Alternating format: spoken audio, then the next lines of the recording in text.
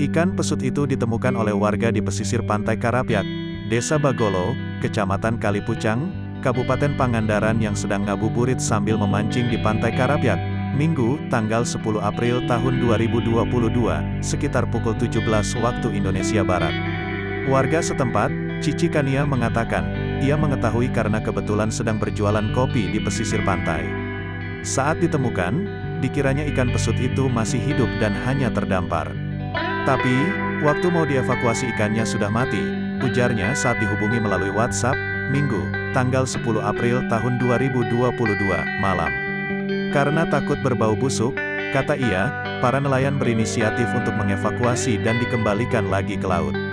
Berat ikan pesut ini kurang lebih sekitar 1 kuintal. Soalnya, diseret ke laut juga kata nelayan lumayan berat.